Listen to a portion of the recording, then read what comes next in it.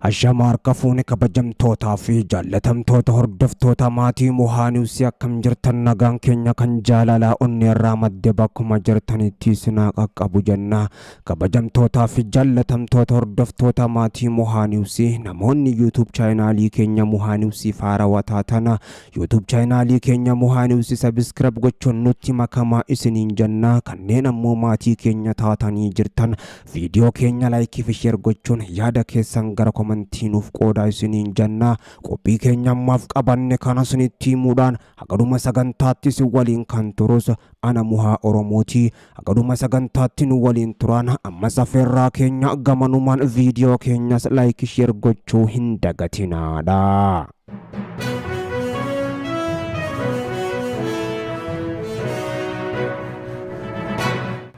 Godinni lixa shaggara giddu galeessa Oromiyaa aanaa Adaa Bargaa dabalatee lola ulfaataa waboo fi mootummaa biyya amma jidduutti gaggeeffame waboon injifannoos argachuu hime.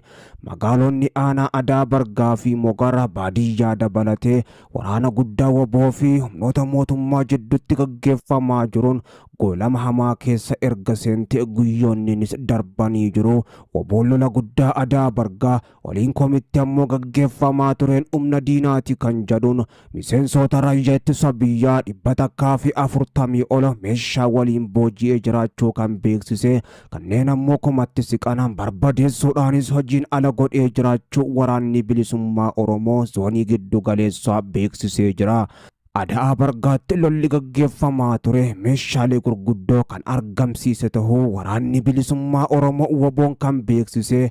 Qawwee akka PKM hedduu dishqaadhaa fi sniipara dabalatee AKM hedduu galii godhu waraanni bilisummaa Oromoo waboon lola kanaanis himee jira. Lolli guddaan ammallee jabaatee jiddu galeessatti itti fufee jiraachuu himuudhaan lafoota hedduurraa humnoota mootummaa buqqisuudhaan magaalaa Mukaxorii Adaa Bargaa magaalaa oliin komii fi daarraa hunduma keessaa waraana mootummaa barbadeessuudhaan baasee magaalota hedduu keessaa xaragee baasuus itti fufee jiraachuu waraanni bilisummaa Oromoo waboon zoonii jiddu galeessaa beeksisee jira.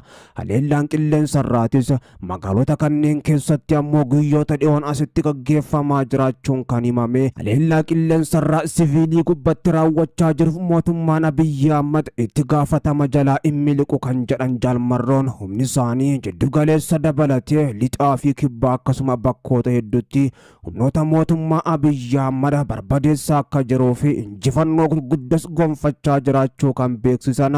Uummanni Oromootis diinarraa of ittisuu qaba, humna isaa waraana bilisummaa Oromoo waboo waliin ta'e jechuun waamicha kan dabarsan. Oromiyaa keessatti lolli meeshaalee gurguddoodhaan gaggeeffamaa jiru kan durii caalaas hammaachuun akkuma itti fufetti jira. Lola kaabee Itoophiyaatti gaggeeffamaa tureen ammoo lolli jiddu galeessaa mootummaa fi waboo gidduutti gaggeeffamaa ture xiyyeeffannoo idil addunyaadhaa kan dhabe. Kan Raashiyaa fi ammoo Yukureen san caalayyuu xiyyeeffannoo akkan arganne godhus kan sanii asii ammoo dhiheenya kana lolli jiddu galeessa baatti mudate ammallee xiyyeeffannoo guddaas akkan arganne godhaa jira jechuudhaan keessa beektoonni himaa jiru. Yeroonii fi lolli jiddu galeessa baatti gaggeeffamaa jirutti mootummaan Abiyyi Ahmadis haleellaa qilleensarraa namoota nagaarratti jiddu galeessa keessatti jabeessee itti fufee jira kan jedhan xiinxaltoonni. Kunis ammoo addunyaan lola jiddu galeessa baatiif xiyyeeffannoo laattee waan jirtuuf jecha ammoo carraa kanatti fayyadamuudhaaf mootummaan Abiyyi Ahmad halkanii fi guyyaa haleellaa diroonii nama maleessaa fi akkasuma xiyyaarota lolaatiin Oromiyaa keessatti gaggeessuu itti fufe kan jedhan maddeen.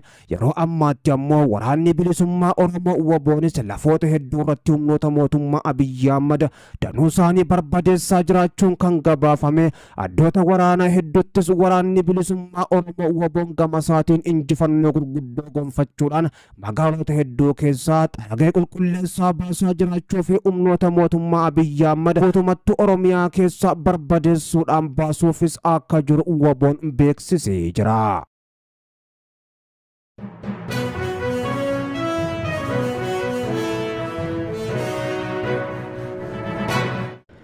jiddu galeessaa fi lixatti waraanni hamaa waboo fi mootummaa gidduutti jabaatee yeroo gaggeeffamaa jirutti waboon aanota lixa Oromiyaadhaa torbaa ol keessatti lola jabaa guyyaa tokkotti sa'aatii wal fakkaatatti gaggeesseen aanota akka Beegii fi Qondaalaa Gimbii Laaloo Qileessayyoo Sadan Caankaa keessatti lola meeshaalee gurguddoodhaan gaggeeffamaa ture irratti waraana raayyaa ittisaa kumoota hedduu barbadeessuu hima.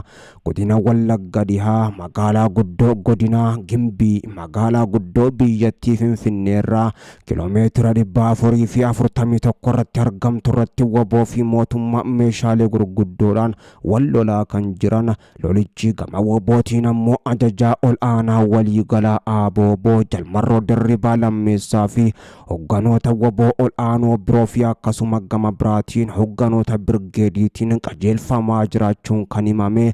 Gama mootummaatiin ammoo ajajaa waliigalaa humna raayyaa ittisa Itoophiyaa Fiild Maarshaal Birhaanuu Juulaa Galchaatiin qajeelfamuunis dhagahamee jira. Jeneraal Geetaachoo Guddinaa fi Koloneel Geetaahun Raattaa fi akkasuma koloneelota biroo dabalatee hedduudhaan durfamaa kan jiru waboon lola godhamaa jiru irratti ammoo injifannoo boonsaa galmeesse yoo jedhu Jeneraal Geetaachoo Guddinaa fi Koloneel Geetaahun Raattaa ammoo waboon harka isaanii kennachuun alatti filannoo biraatis hin qaban jechaa jiru. Keessattuu Koloneel Geetaahun Raattaa ammoo ABO shaneen haleelamaa jira jechuun dubbatanii jiru. Gama birootiin ammoo lolli lafoo fi qilleensarraan jiddu galeessa keessatti gaggeeffamaa kan jiru godina Shawaa Lixaa aanota 3 keessatti lolli kaleessarraa qabee hanga guyyaa har'aattis gaggeeffamaa kan jiru. Mootummaan lola kana opereeshinii qindaadhaan gaggeessaa jiraachuu yoo himu Koloneel Takkalaa Garramootis giddu galeessatti raayyaa ittisaatiin tarkaanfiin fudhatamuu yoo himan koloneeltichi kun ammoo Takkalaa Garramoo godina Shawaa Lixaatti mootummaan tarkaanfii fudhatee jira erga jedhanii booddee raayyaan ittisaa seera kabachiisus itti fufee jira jedhan.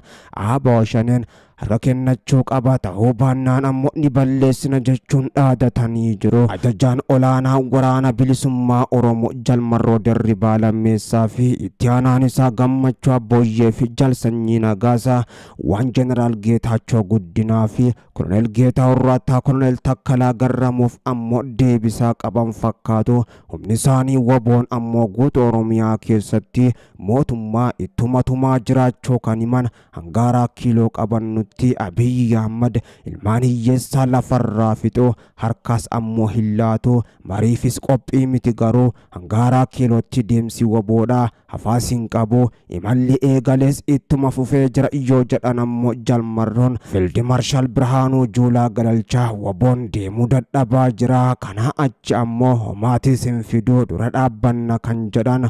Humni lamaanuu ammoo kan mootummaa fi waraana bilisummaa Oromoo waboo guutuu Oromiyaa keessatti lola jabeessuudhaan akkuma itti fufanitti jiru.